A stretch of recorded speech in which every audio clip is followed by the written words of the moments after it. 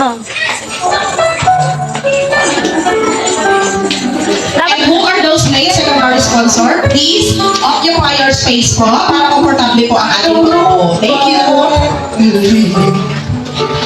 That's something I'm meant to be, and that you make a better me every day I go. Aga mo magproteksyon, hindi ikaw ang unang manakit sa imong asawa, ikaw ang unang mag-defend gid sa imong asawa. Kaya naginabutang na hindi lang ginhimo na ceremony nga butang ano lang kundi ginapabantag sa imong amo dapat na ang matabo sunod sa inyo kami niyoon. Gani kinahanglan may vision kamo duha. Kaya kami niyoon nga wala sing vision ang kana nga uso kay kulo inyo na ginpasuksok na sa inyo para nga aman para mabatsagan nyo ang gugma. Hindi lang na nga gugma ninyo kundi ang gugma sang balaan ng Espiritu Santo kag ang gugma sang aton buhi nga Ginoo. May ara man sang challenges pero ma-overcome kana pinaagi sa gugma sang Ginoo. Gani kompleto inyo nga action, protection, submit, gugma sang ingon nga espada. Ang isa ka maisugod nga tawo, malunta ang isa nga tawo nga taylobo,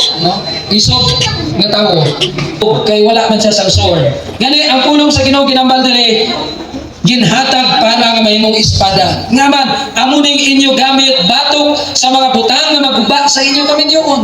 Mga butang na kundiin makahambal nga abot sa inyong life. So gamiton ninyo ang pulong sa Ginoo. Hindi nga maghatag kita Biblia, daw ceremony lang, paguman, ibutang dito, way basa-basa.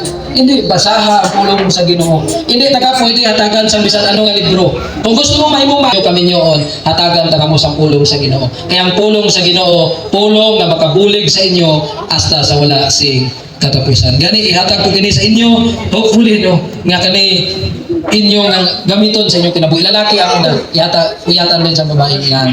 Amo dalawa, before na magapangamuyo kita sa Ginoo, no, uyatan ninyo ang pulong sa Ginoo, magapangamuyo ako sa inyo. Balaan kag may gugmaon naman nga Ginoo. Salamat sa sininga seremonya pa rin. Salamat sa imo nga pagpalangga sa matag isa kag sa imo nga pulong. Gani ang akong pangamuyo Lord, nga ang imo nga balaan nga presensya maguban kanila Ginoo Dios sa tubtub sa wala sing katapusan. O Dios subong aga imo kini nga seremonya pa rin. Sila recipient sang imo gugma. Gani o Lord ang akong pangamuyo mahimo gid pa rin nga magpabilin sa ilaw na una ang imo pulong. Ginasalit kong tanan kanimo sa ngalan ni Kristo nga amon manluluwas. Amen kag amen. Hangyo ako nga magkakaawit ang aton nga singer kag pagakuhaon sa third bearer ang kuhaan.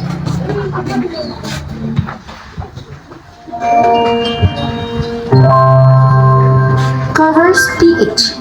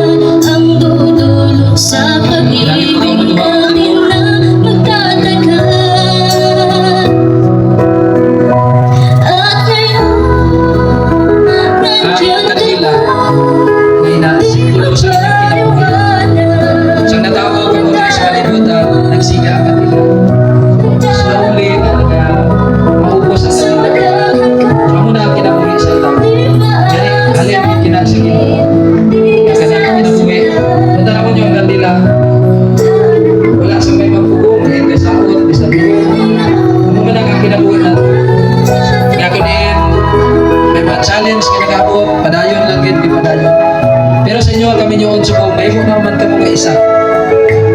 Hindi na kamo duwa.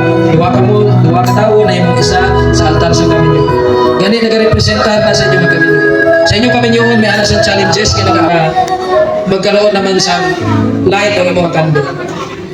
Very good, kinanswer. Hindi sa amigo. Kaya sometimes sugo, may problema. Hadlok sa asawa kay tigri. Pagsugid sa problema, ay na po trabaho ba? Ay ko income, hadlok ka, kay akigan ka, malapit. Di ba, nagkaroon ka man sa life. Hindi man all the time, ang babae makaintindi o ikaw makaintindi. May time man sa life ng babae, mapatay ang imong kanila. O yung pa ang kanila. The same niya po, para mayara ka sa life. Hindi sa mga friend, no, hindi ka magkanto dito, kundi sa imong niya bana. So, magkanto ka sa iya na. O, mayara na sa suga, iwat ang imong kinabuhi. Pero may alas ang time nga, bisan ano yung strong nga duwa, pero wala na, bisan palapit ka mo do, hindi naging magsiga. Di ba? Dila dapat always inumtuman nga ara ang Diyos. Ganun ang imuunta? Dungan. Hindi na siya magpalapit.